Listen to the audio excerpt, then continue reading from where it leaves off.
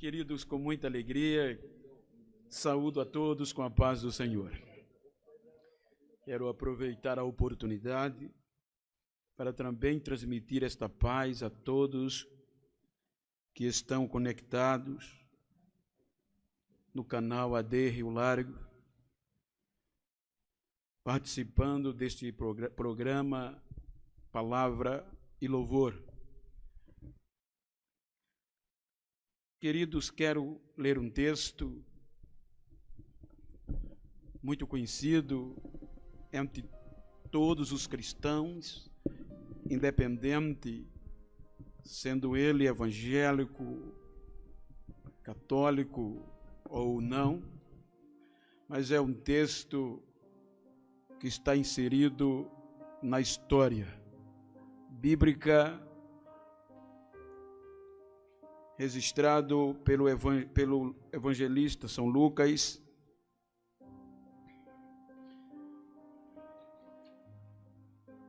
o autor destes acontecimentos. Capítulo 1, versículos 46, aonde está escrito Cântico de Maria. Vamos ler um hino escrito, composto da alma e do coração. O versículo 46 diz: Disse então Maria: A minha alma engrandece ao Senhor, e o meu espírito se alegra em Deus, meu Salvador. Porque atentou ou olhou na humildade de sua serva, ou na insignificância da sua serva. Pois eis que desde agora todas as gerações me chamarão bem-aventurada. Porque me fez grandes coisas o poderoso, e santo é o seu nome. Amém. Se nós fôssemos estender a leitura, estamos diante de um hino composto com cerca de 10 estrofes, claro que usando o contexto dos versículos. E quero tomar por base esta passagem para nesta manhã falar-lhe sobre o preço de um louvor.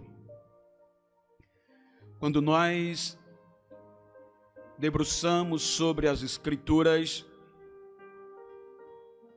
e precisamente sobre o Evangelho escrito por Lucas, deparamos-nos e sempre observamos no contexto de Maria, uma jovem meiga, uma jovem dócil.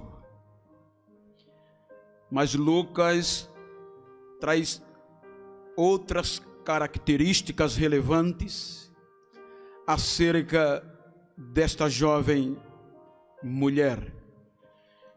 E eu gostaria de nesta manhã falar-lhe sobre estas características: coragem extrema, capacidade de reflexão, habilidade e determinação. Característica que Lucas nos mostra quando ele apresenta a história, o contexto de Maria. Para entendermos o projeto, quero pedir a vossa paciência para usufruir do contexto, obviamente, histórico acerca desta visita.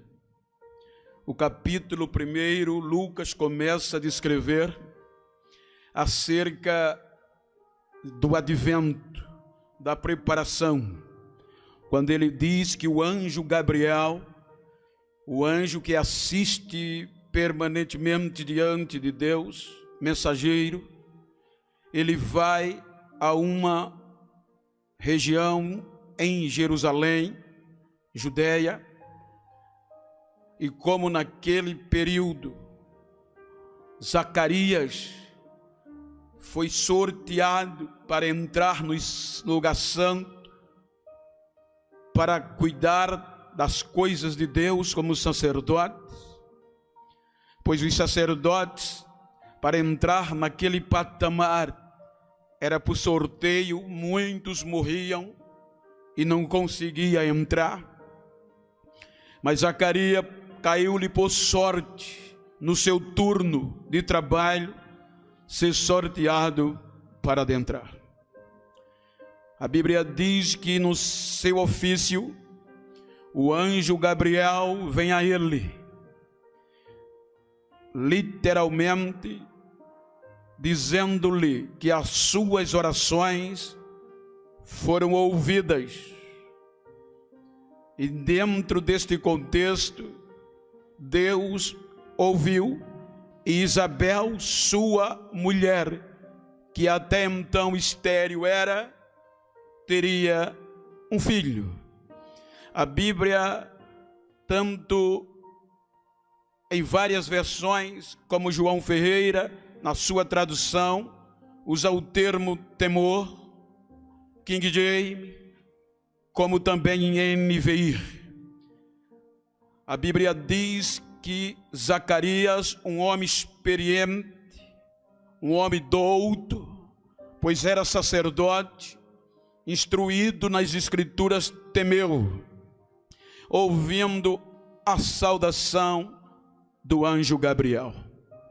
E neste ínterim, no diálogo entre ambos, a Bíblia diz que Zacarias não usa da habilidade necessária e sai daquele encontro mudo, pois questionou.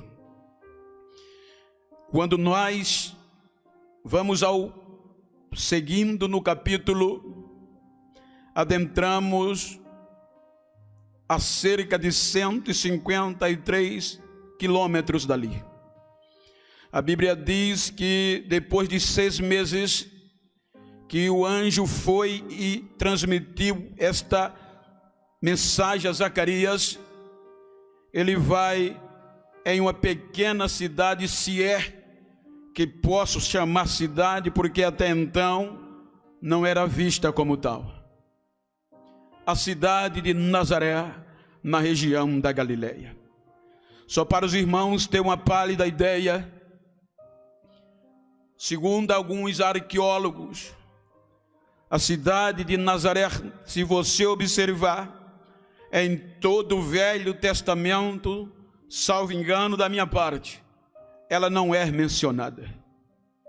Então agora o anjo vai a uma cidade pequena, que segundo escavadores arqueológicos dizem que, medindo na época que nós estamos falando de Jesus, medindo em escavação do cemitério daquela cidade ou povoado, que ficava fora de uma extremidade da cidade, a outra região, a outra extremidade em um declínio, toda a extensão de Nazaré contava-se cerca de 1 quilômetro. A sua habitação, o seu contexto habitacional, demográfico assim falando, era composto entre 300 a 600 pessoas. Então era uma cidade não tão conhecida ou não totalmente conhecida como cidade, mas um vilarejo esquecido na região da Galileia. Um vilarejo sem nome. Então resolve Deus olhar para aquele vilarejo. E os irmãos sabem que quanto mais difícil, quanto mais sofrido é a cidade ou o vilarejo, mais humildes são os seus habitantes. Então a Bíblia diz que o anjo Gabriel vai em um vilarejo até então desconhecido e se apresenta e entra em um determinado lugar aonde estava esta jovem chamada Maria. A saudação de Gabriel foi tão estrondosa quando ele diz: salve, salve, agraciada, o Senhor é contigo. A Bíblia diz que Maria, ouvindo esta saudação, conturbou-se, perturbou-se. A palavra no original conturbar é desnortear-se, é perder a sua orientação, é ficar desorientado. Não era uma saudação comum. A Bíblia diz que no meio da desorientação, ela questionava: que saudação é essa e de onde ela vem? A Bíblia diz que, além da perturbação, lhe causou temor. O temor caiu sobre ela, o mesmo temor que caiu sobre Zacarias. Mas em Zacarias ele tinha a experiência de vida, a experiência empírica, como também a experiência das Escrituras e a experiência sacerdotal. Mas agora o anjo aparece para nosso contexto ocidental, a uma adolescente entre 15 a 16 anos, humilde, desconhecida, um vilarejo pobre, pequeno e desconhecida. Esta saudação desorientou a ela, esta saudação a conturbou, esta saudação lhe causou temor. O temor foi tão tremendo, tendo em vista que não era uma visita comum, era uma saudação de um anjo, era um mensageiro de Deus. Então, no meio daquela saudação, ela conturbou-se e temeu. Foi tão tremenda que o anjo acalma a Maria, dizendo: Maria, não temas, eu venho a ti da parte do Senhor Deus, para te dizer que você vai engravidar, no teu ventre tu vais gerar um filho, e pôr-lhe-ás o nome de Jesus, e Deus lhe dará o trono do seu pai Davi, e ele será conhecido e chamado como Filho do Altíssimo. Vejam que o anjo acalma, o anjo transmite-lhe a mensagem, o projeto divino.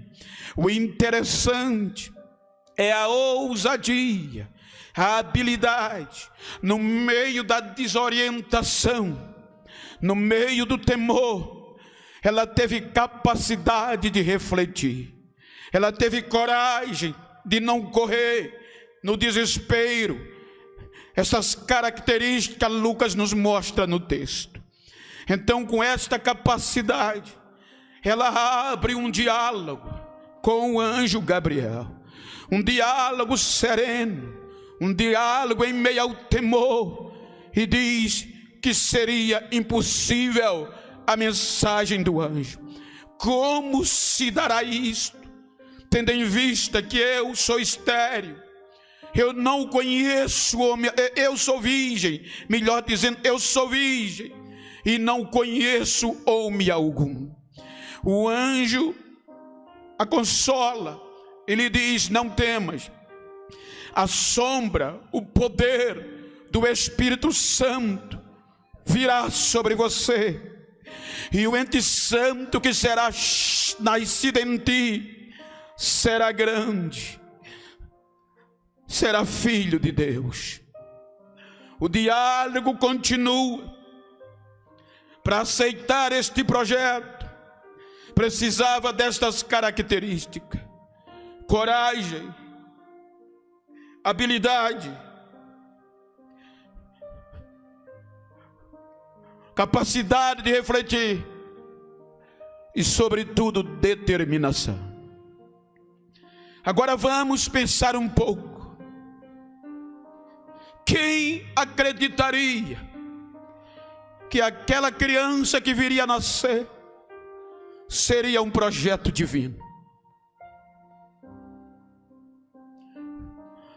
O questionamento foi esse. Maria questiona. O relacionamento, o questionamento, o diálogo vai ficando intenso. Não foi uma imposição, foi uma proposta. Aceitar ou não, acreditar ou não.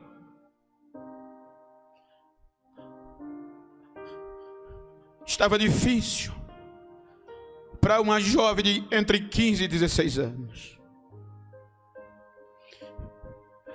O diálogo ficou intenso. O anjo diz a ela: Maria, você não tem uma prima chamada Isabel, que habita nas montanhas da Judéia? Sim, eu tenho. Você sabe, ela tem filhos? Não, ela é estéril. Pois é, Maria, este é o 6º mês da sua gravidez. Ela está com 6 meses que está grávida. Mas como?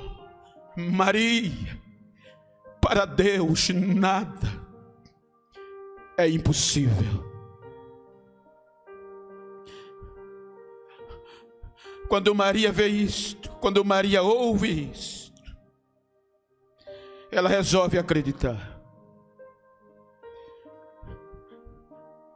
Ela resolve e usa a coragem, a habilidade e a determinação. Ela diz: eis aqui a serva do Senhor. Seja feito conforme as tuas palavras. Agora eu quero convidar você a refletirmos. Ela aceitou a ficar grávida, dentro de um contexto humano que não era fácil. Agora, como explicar? Os homens indoutos da época, os sacerdotes, os fariseus, os religiosos, que tinham o direito de dizer o que era certo e o que era errado, tanto espiritual como eticamente falando, como heresia. Agora, como convencê-los do que aquela gravidez era um projeto divino? Como explicar aos pais? Como chegar para os pais e explicar? Pois até então só tinha ele a palavra e a promessa, que aquele menino era um projeto divino. Em todas as tecnologias de ponta que a gente desfruta, para um adolescente engravidar e vier com estas, no nosso tempo, explicações, quem vai acreditar? Imagina naquela época. Como explicar para o futuro esposo, que a Bíblia diz que ela era desposada, e a palavra desposar no original era um comprometimento matrimonial sem direito a arrependimento. Como explicar ao futuro noivo que a sua gravidez era um projeto divino? Como convencer os amigos do pequeno vilarejo? Ela aceitou engravidar dentro de uma legislação que todos os adúlteros eram punidos com a morte,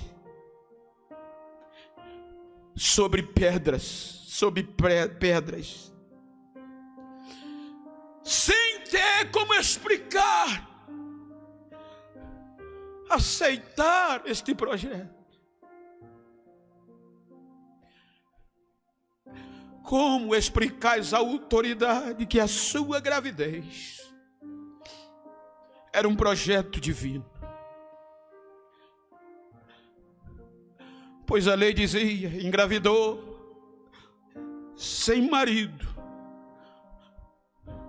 tem que ser apedrejada até a morte.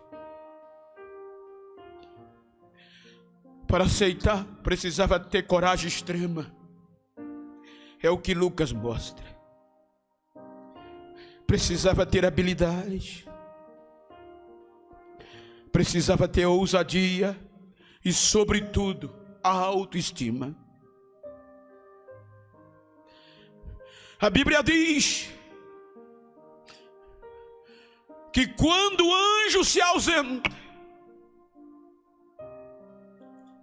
a primeira coisa que ela faz,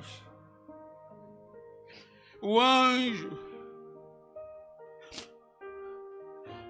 se ausentou porque ela deu o veredito: eu acredito, eu aceito o desafio, eu sou serva do Senhor, cumpra-se a vontade dele.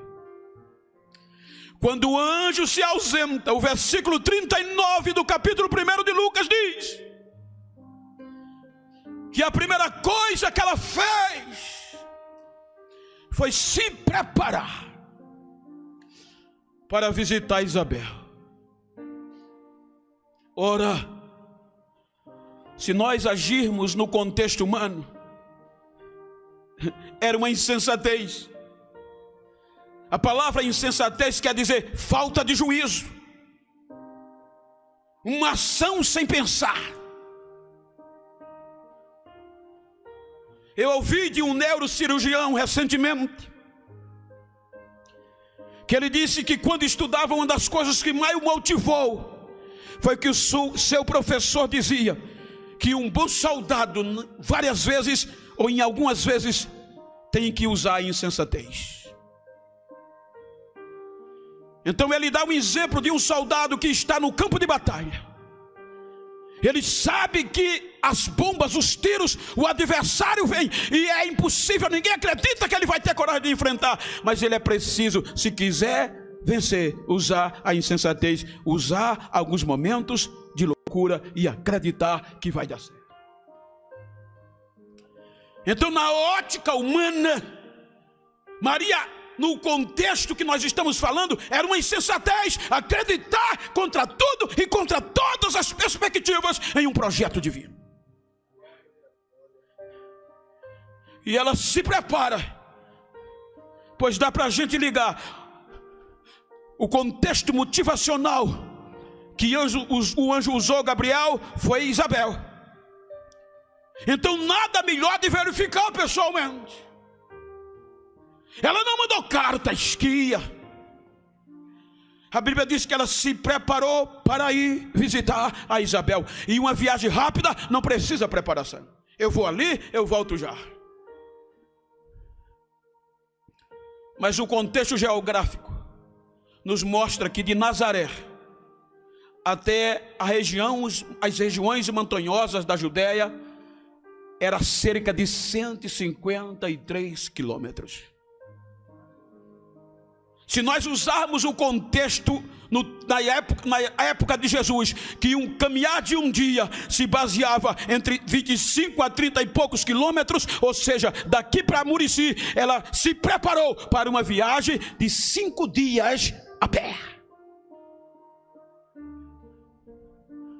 De Nazaré para Jerusalém, 145 a 147 quilômetros. De Jerusalém para Alcavim, que era a cidade de Isabel, nas montanhas da Judéia, mais 6 quilômetros. Tinha um caminho mais perto, pelas montanhas. Mas os judeus evitavam andar por ali, porque nestas regiões habitavam os samaritanos. Então eles evitavam este caminho, porque eles defendiam que só em passar pelas terras de Samaria seria imundo, se contaminar. Então teve que pegar, descendo pelo Rio Jordão, acreditando em um projeto. 5 dias a partir desse contexto de viagem para ir a Alcavim, cidade de Isabel. Depois de uma desgastante viagem, ela chega na cidade de Alcavim. E quando ela chega na cidade, na casa de Isabel, a Bíblia diz que ela entra. E quando ela entra, ela sauda Isabel. Shalom! Foi o suficiente. Isabel não estava no encontro dela com o anjo. O diálogo, só quem sabia era Gabriel e Maria.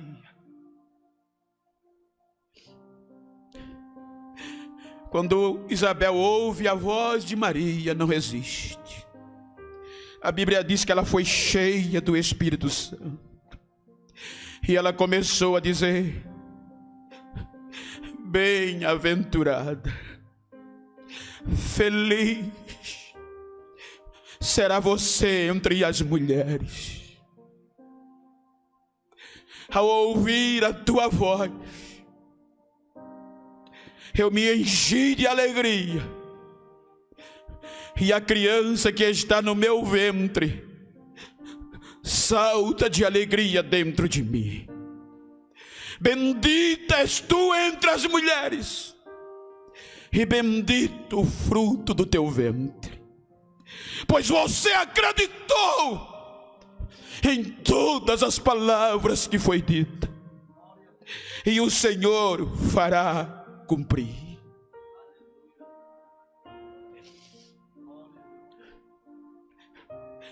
Coragem. Até aqui Deus estava em silêncio. Em toda a viagem Deus não se revela. A resposta, a confirmação que ela queria estava a 153 quilômetros de distância. É aqui que surge o hino. É aqui que surge o louvor. Quando o menino nem nascido era. A continuidade vai chegar no mesmo capítulo, versículo 46. É na casa de Isabel que Maria compõe este louvor.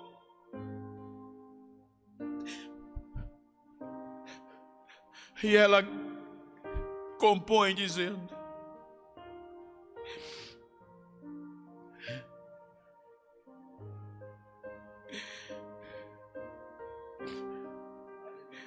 oh, minha alma, engrandece ao Senhor, e você, meu espírito, se alegra em Deus, meu Salvador, porque Ele atentou para a insignificância da sua serva. E a partir de hoje eu serei bem-aventurada, feliz entre todas as gerações.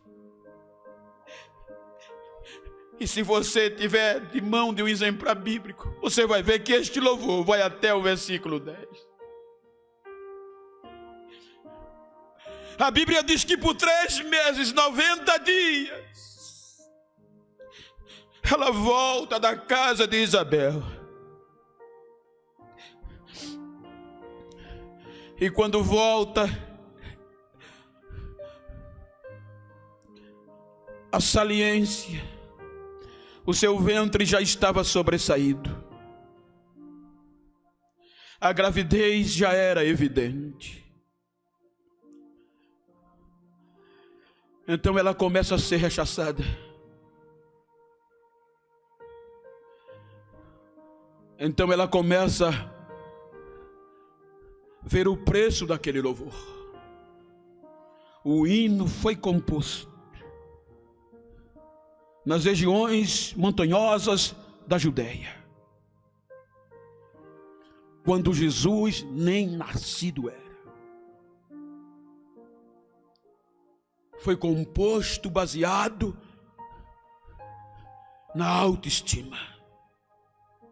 Quero abrir um parênteses, independente da tua circunstância. Se você está num leito de uma enfermidade, se você está pensando na crise que está vivendo ou está por vir, a tua autoestima já prepara o hino da vitória. Ela acreditou que ia dar certo. Então o anjo vai a José.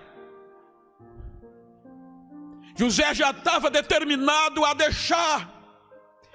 romper o contrato matrimonial.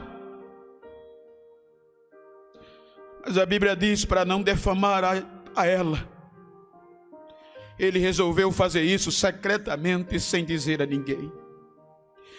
Isso implica dizer, ele resolveu sair de Nazaré, desaparecer, pois era vergonha para ele. Vale a pena acreditar. Vale a pena acreditar nos projetos de Deus quando ninguém sabe, quando ninguém vê, quando ainda nem no papel está.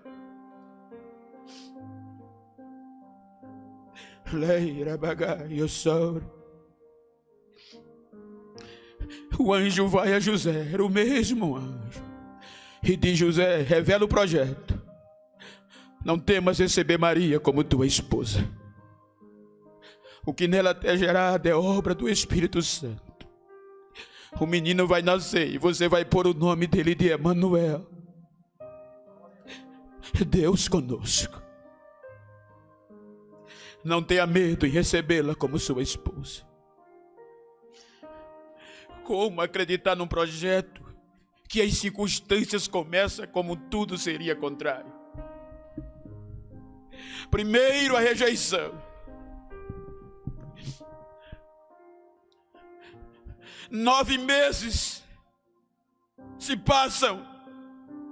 Agora não tinha uma maternidade, não tinha um Arthur Ramos, não tinha uma Santa Casa, não tinha um Albert Einstein. O projeto vai nascer. E não tinha um lugar para nascer. Nenhuma porta de Belém foi aberta. O que sobrou foi uma cocheira. Eu faço uma pergunta ousada: qual moça,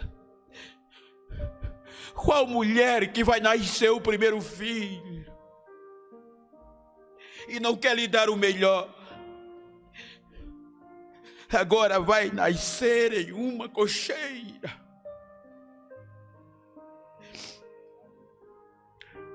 Quem acreditaria num projeto desse se não tivesse coragem extrema, habilidade, se não tivesse ousadia?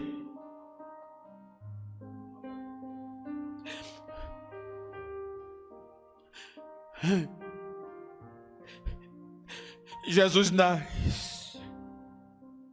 Com 2 anos, hora de desfrutar da criança.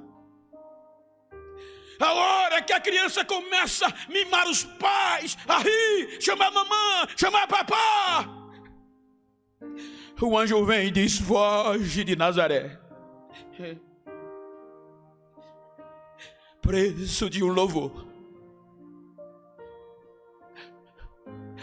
Não existe um louvor mais bonito do que vivido.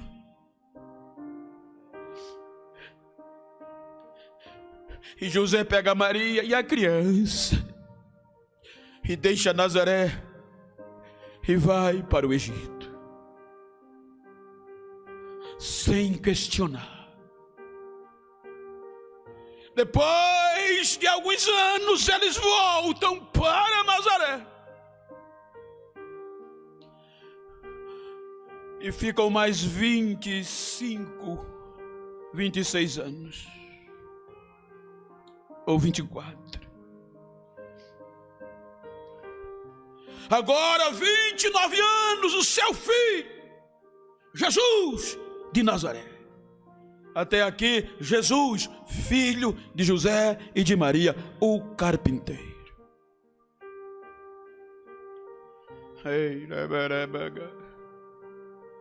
E o louvor engavetado. Ninguém cantava o louvor que ela compôs. O louvor foi composto na casa de Isabel. Mas até aqui já se passaram aproximadamente 30 anos. E tudo parecia que aquele louvor não ia ecoar. Hoje se tem YouTube, se tem canais, e os cantores hoje usam mais as plataformas digitais para divulgar. Naquela época não tinha, era engavetar.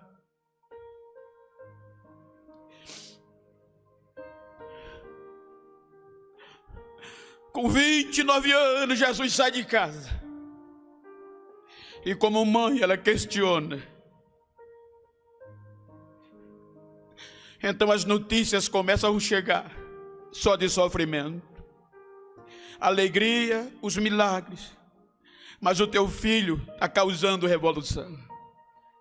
Imagina as noites de insônia daquela mulher. Qual a mãe tem um filho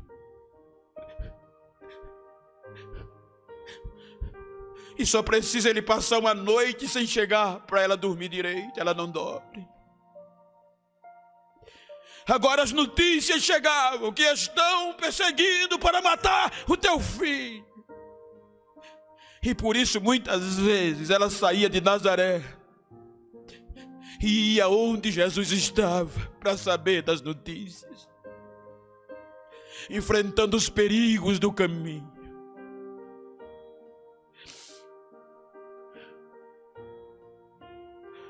Com 30 anos, 33 anos, o caos vem. O teu filho foi preso.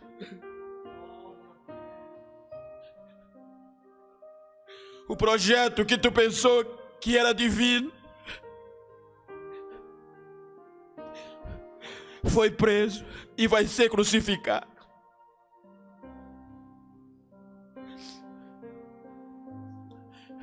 Ela larga Nazaré.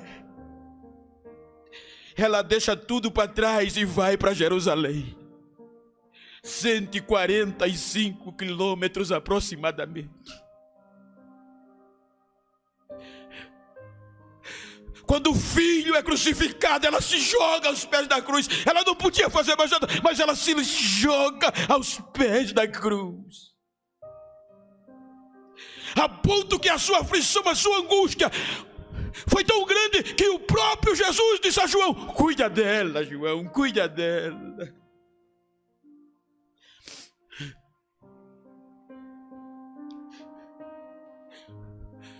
O projeto morreu. E o que fazer com o hino agora? Depois de tanto sofrimento. 3 dias depois, a notícia chega. Maria, sabe o que é que estão comentando por aí?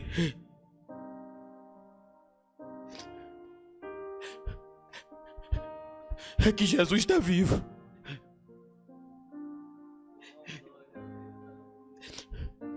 É que Jesus venceu a morte, Maria. Nasce a esperança. Com cerca de 6 anos depois de Cristo, da ressurreição de Cristo, ou seja, 40 anos depois de Cristo, 7 anos, 6 anos depois da ressurreição, depois de 40 anos depois do nascimento, depois de Cristo, cerca de 6 anos depois da ressurreição de Cristo, um grego se converte. Pelo impacto do Evangelho, um grego, um homem grego, versado na medicina, Há quem diga que também entendia de pinturas. Se converte. E ele era versado nas letras. Então Lucas se converte. E o louvor, até aqui ninguém cantava.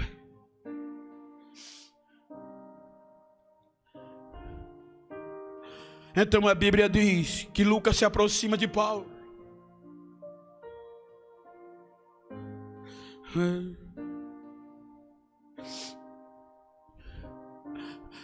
E Lucas resolve fazer uma pesquisa desde o começo, antes do menino vir. A Bíblia diz que como ele era bom e versado nas letras, ele era grego, era crânio, ele resolve trazer a história desde os princípios. E para isso ele vai entrevistar todos que fizeram parte da história. Ei, a gaveta vai abrir.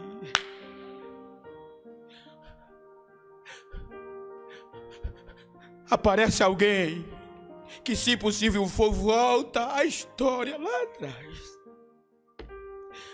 só para cumprir o que Deus te prometeu. Aí Lucas começa a entrevistar aqueles que foram testemunhas. Está escrito, tanto ocular como pregadores da palavra. E ele começa: o nascimento de Jesus foi assim. Aí ele começa por Zacarias e chega a Maria. Dá para ver a entrevista, se ele assim fez com ela ou com alguém que ela já havia contado a alegria. Olha, Lucas, vai registrando e olhe que a Bíblia diz que cuidadosamente ele o fez, meticulosamente ele pesquisava, não botava qualquer coisa. E ele foi escrevendo, registrando, vai botando aqui. Eu hoje entrevistei fulano. E chega na história de Maria.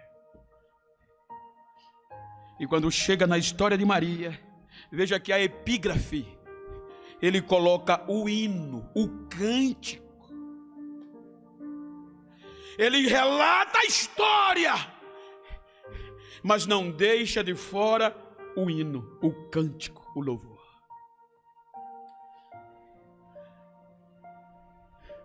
Ele vai, o tempo passa, e os registros que Lucas colheu, as entrevistas ainda não tinham se tornado público. Cerca de 60 anos depois de Cristo, ou seja, cerca de 20 anos depois da conversão de Lucas, lá em Cesareia,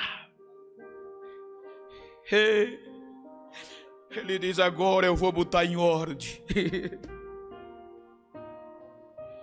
Agora eu vou tornar público. E ele escreve este evangelho. E nesta escritura estava lá o cântico, o louvor de Maria. 400 a 500 anos se passam. Quase, ou seja, 5 séculos se passam. É quando o Império Romano se converte ao cristianismo. E a pedido do Papa, São Jerônimo foi chamado para a Vulgata Latina. O que é a Vulgata Latina? É a tradução da Bíblia para o latim.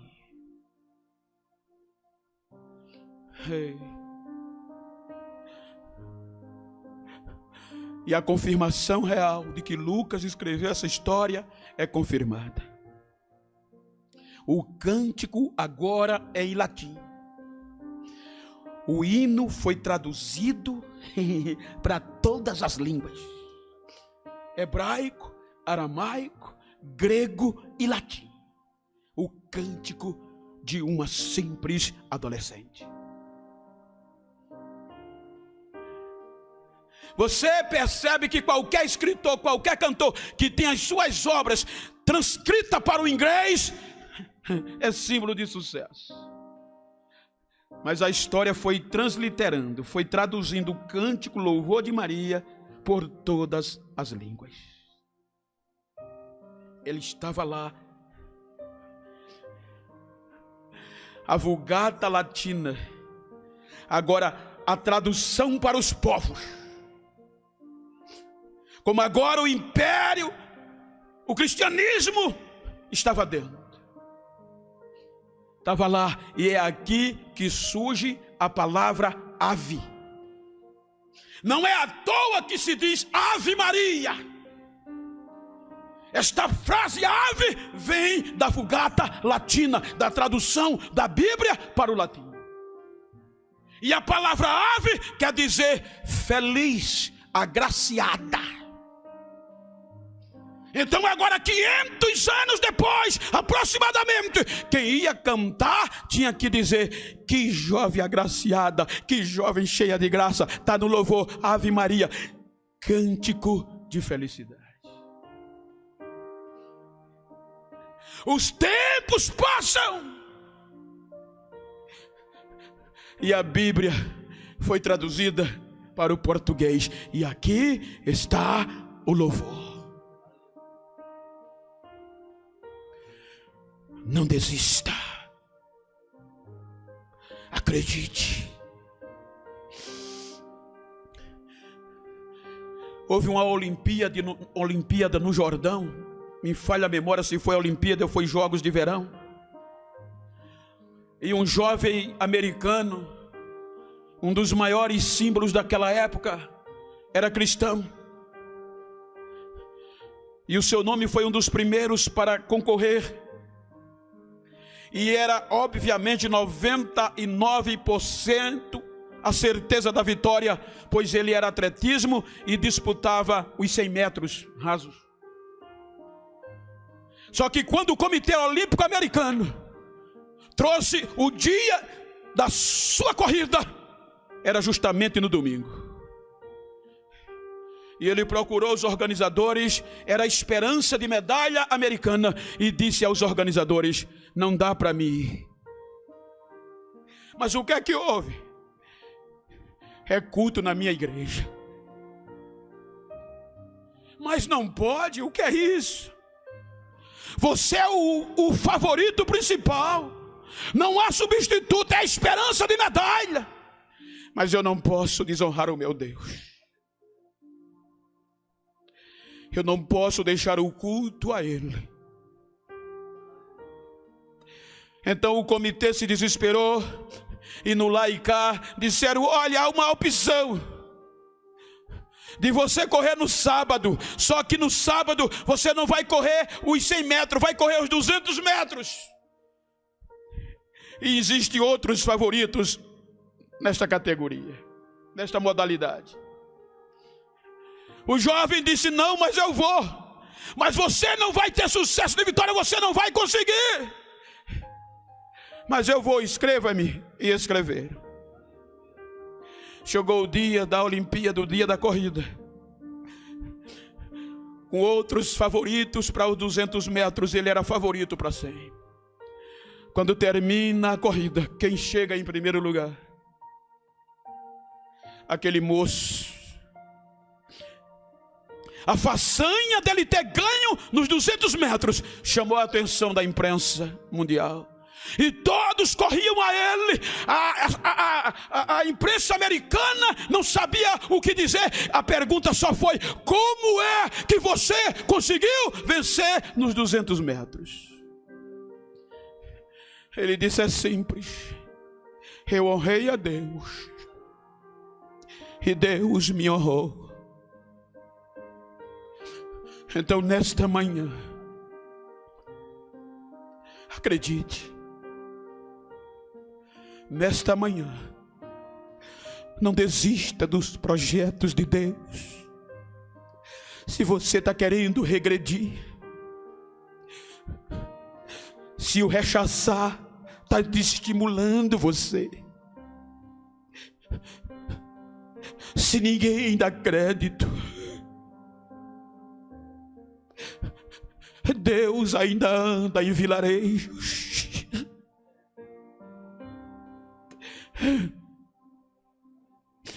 Hoje Nazaré é uma das cidades mais importantes depois de Jerusalém, se não for a mais importante.